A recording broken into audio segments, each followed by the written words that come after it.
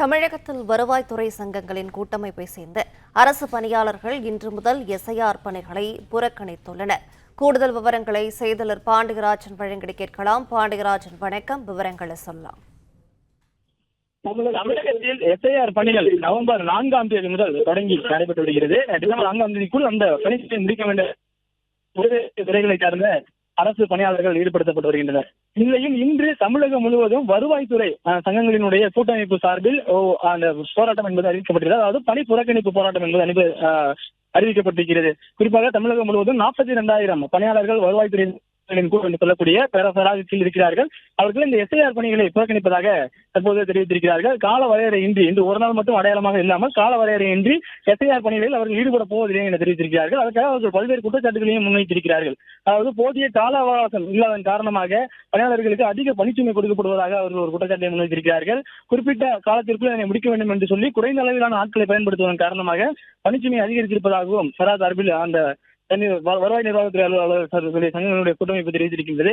இன்று தமிழகம் முழுவதும் 42,000 பேர் இந்த வேலை புறக்கணிப்பு எஸ்ஐஆர் பணிகளுக்கான பணிகளை மட்டும் மேற்கொள்ள மாட்டோம் என இந்த இதை புறக்கணித்து வருவதாக சொல்லப்பட்டிருக்கிறது. இனிவரும் காலங்களிலும் அவர்கள் எஸ்ஐஆர் பணிகளை மேற்கொள்ள மாட்டார்கள் என கால வரையறையின்றி தற்போது இந்த எஸ்ஐஆர் பணி புறக்கணிப்பை மேற்கொள்ள இருப்பதாக அவர்கள் தெரிவித்திருக்கிறார்கள்.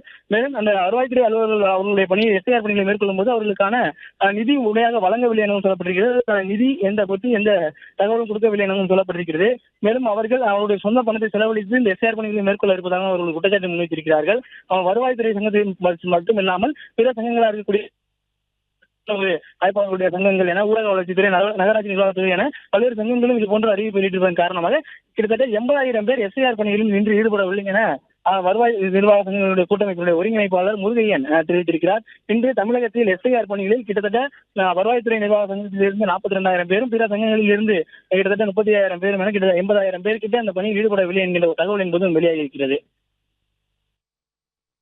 விவரங்களை வழங்கியமைக்கு நன்றி பாண்டியராஜன். பிளே ஸ்டோர் மற்றும் ஆப் ஸ்டோரில் இருந்து பாலிமர் செயலியை QR கோடு மூலம் பதிவிறக்கம் செய்யுங்கள். செய்திகளை உடனுக்குடன் பெறுங்கள்.